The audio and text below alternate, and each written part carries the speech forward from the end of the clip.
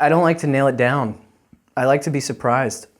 And I like to not know what's going to happen. Because if I know what's going to happen, it might be a predictable story. When you sit down to write, do you start with an outline? No, not always. Not really. I don't know if I outlined my first screenplay. And then I realized that that wasn't my process. I more so just, I found a process for off-rip that was really fun. It was just writing scenes. It was just, I had the characters in mind. What I did was I took the characters and I wrote, diary entries as if I were the character, just so I could get deeper into their head. And then once I had a better understanding of the characters, I would start to envision what, different scenes that spoke to me that this character might go through. No order, just writing them on pen and paper, on a notepad. And once I compiled them, I started to, shift them a bit. And then, the thing is, though, I guess I have an outline in my head. I kind of know the gist of how a story would go because of the screenwriting books I've read. But I don't like to nail it down. I like to be surprised. And I like to not know what's going to happen. Because if I know what's going to happen, it might be a predictable story. So I try to stray away from nailing things down to, this is going to happen on page 12. That's the catalyst. And the first act ends on 25. And, on 33, it's, the love interest or whatever. I don't like working that way. Sure. And so you string together these scenes and then you sort of tie in sort of the through line to these scenes? Yeah. Yeah, I would say the through line is there from the beginning, and then the scenes kind of find their way. It's almost as if you have your through line, which is the what is it? The clothespin, wherever you would hang clothes back in the day, before they had dryers. So it's like you have this whole string, and then you have a scene like this shirt, and you just hang that there, and then you just put this one up here, and then you look at them and you're like, we'll shift these down and we'll put the other one here, I kind of just do that with my scenes sometimes. And then other times, my latest screenplay that I've written, I just sat down and had a blank page and started writing. And what would happen next? I don't know, let's see, let's just write. But now with that story coming into another one, it's been a lot of revisiting. And what I do instead of outlining is I just, on my notepad on my phone or my notes on my computer, I'll say, I'll come up with ideas even when I'm in the car. I'll have voice memos, and I'll just say to myself or write it down and say, this happens. Let's try this scene, try this moment, or what if the character went through this or change this about this scene. I know it's very broad. I'm not giving specific examples, but it's really just continuing to live in the world, I think. So as I'm going about my day, the screenplay is living in my head. It's living with me. I'm the character. I'm in his world. And so, it just kind of falls into place. And I don't know, it's magical. I can't really explain it.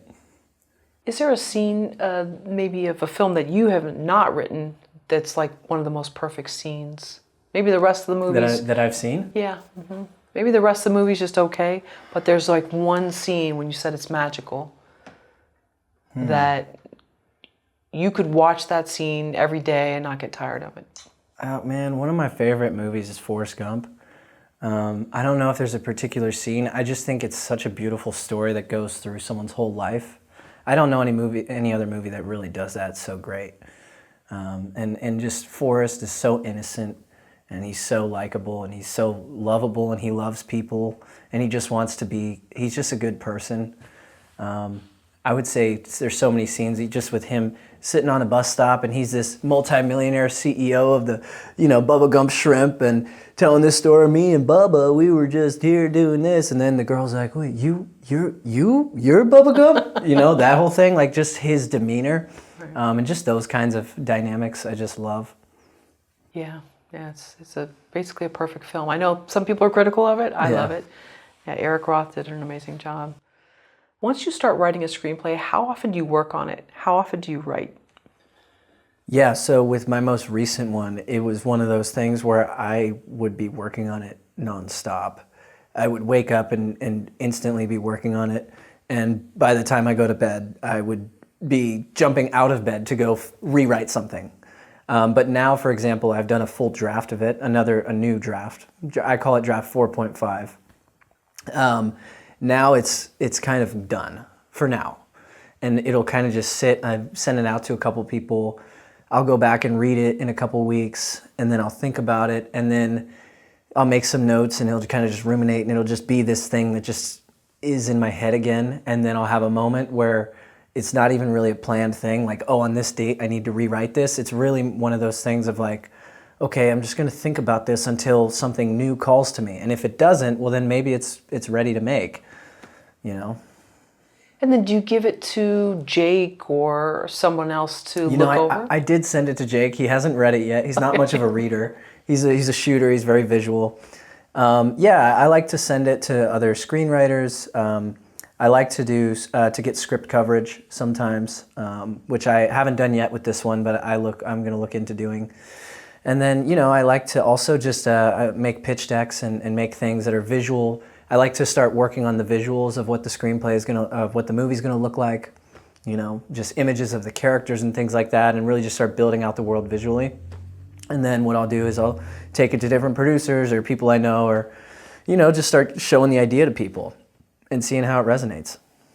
Yeah, well, maybe we can include a link to your, in the below the line section, to your YouTube channel, where you did sort of a video about a casting process and pitch deck, and it was excellent, and I thought it would be useful. I enjoyed watching it, and you had sort of who you envisioned and the character breakdown, and so.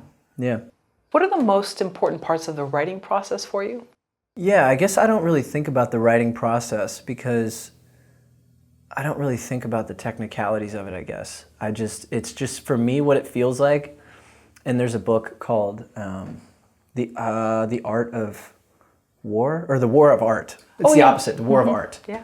And so he talks about just inviting the muse and sitting there and just allowing it to come down. He talks about how you're, as a creative, you're an antenna and you're picking up the signal of whatever it is, and that there's other people with antennas.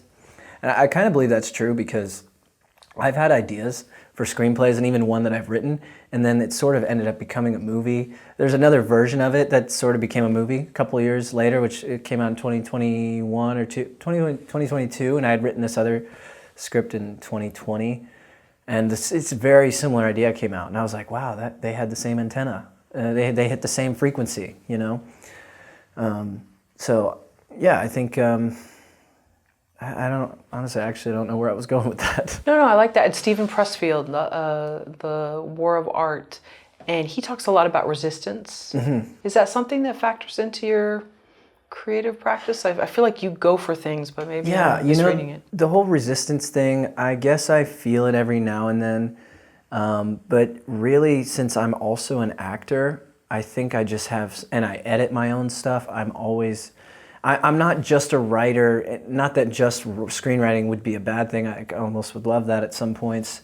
Maybe if I was only writing, I would get burnt out at points. But since I take breaks from writing just because of working on a film as an actor, I get inspired by that, or I have to edit my film, different things like that. I almost don't spend enough time just writing to where I even reach resistance, because by the time I get back around to writing, I haven't done it in a while, and I love it, and I'm excited,